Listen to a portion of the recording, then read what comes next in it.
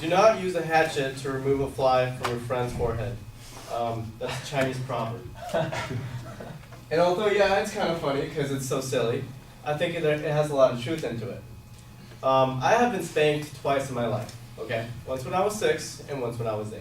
Now, both times, the crime, I guess, that I committed, it was pretty bad. Well, in the Mexican family, it was pretty bad. I talked back to my mom, right? And the second one was when I talked back to my dad. And so ever since then, I do not remember the last time that I talked back to those two. Because although it didn't physically hurt, I still did cry just because it hurt that they were mad at me, that they were upset with me. But I think the show of force was adequate for, I think the punishment hit the crime. I think it was adequate. And I think to the person that I am now, and to those little moments that my parents, I don't know, produced, right? And I think that a lot of the things that I've done today, a lot of the good things that I do today, it's a response to what happened to me years ago, you know? And I think those little moments help shape the person that I am now. Now, if they would have really beaten me up, I think I'd be a different person today. And I think it's the same with friends. When someone does something wrong, I feel like a lot of friends really gang up on that person and say, no, you're wrong, no, you're this, no, you're dumb. And really, a kind word goes farther than a mean insult that the person already knows, you know? Whenever I make mistakes and my friends reprehend me, I guess, or they say, hey, that's wrong, you know, they don't go off on me, unless it's really bad.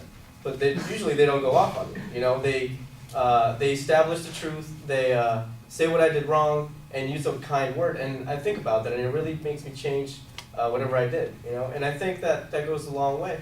A lot of times we, especially now, we think back to all those cop killings that we see on television, and obviously it's unnecessary show of force. And I think to all those people criticizing those instances, and they're totally correct, they're in the right, because the people that have died as a consequence of those unnecessary actions is not justified.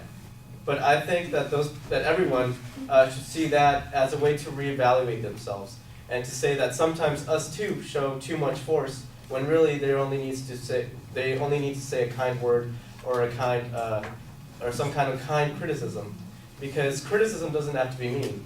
You know, to tell someone that they're wrong, you don't have to say it in a mean way. To tell someone that, hey, you should do it like this, you know, you don't have to insult them.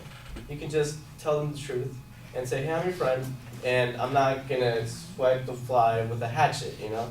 I'm just gonna wave at your forehead so that fly goes away and you become a better person so you can see clearer. And I think that's what I got from the Chinese proverb that I've never heard before. And it makes me think, you know, like when someone does a mistake, when someone does something wrong, it makes me calm down and say, okay, I know they did something wrong, but screaming at them, insulting them, that's not going to change anything. You know, they're not going to listen to me. The louder I talk, the less they're going to hear. And I feel like the kinder you are, the more someone opens their ears. So yeah, that's what I got from the Chinese proverb.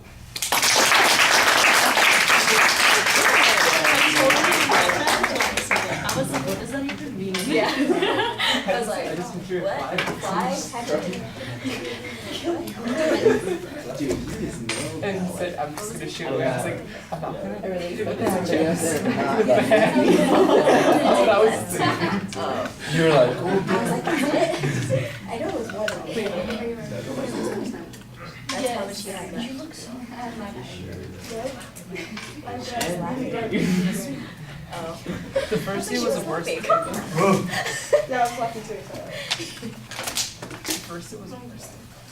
all right, Jose, I thought, let's start with the stuff that was solid. Your presentation stuff, I think you do a very nice job on. Your voice projects well, there's good variety. Pacing, it flows very smoothly. You speak the whole time in a very confident manner.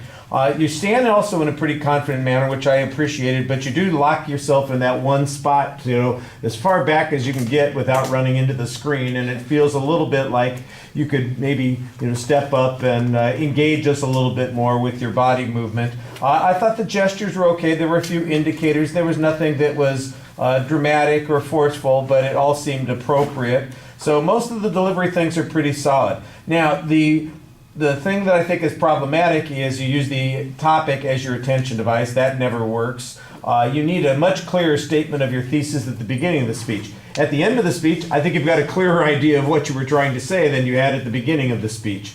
And because of that, I think you just kind of dive into your examples without thinking about how you're going to structure and organize them, and they just kind of pop up. So I can kind of follow along some of the structure that you've got, but it wasn't very clear. It wasn't set up in a preview. Sometimes it feels like you just, whatever occurred to you next was the next thing that you were talking about. But like I said, at the end, I think you help yourself a little bit because it sounds like you've got a good idea of what you were trying to say. You remind us a little bit about some of the points that you talk about. And so even if you don't rest yourself entirely structurally with the conclusion, you do give yourself a little bit of an edge there. So the presentation stuff is fine. Content was good, except that it needed to be structured and you need a better opening, a better attention device rather than just the topic itself. All right, thank you.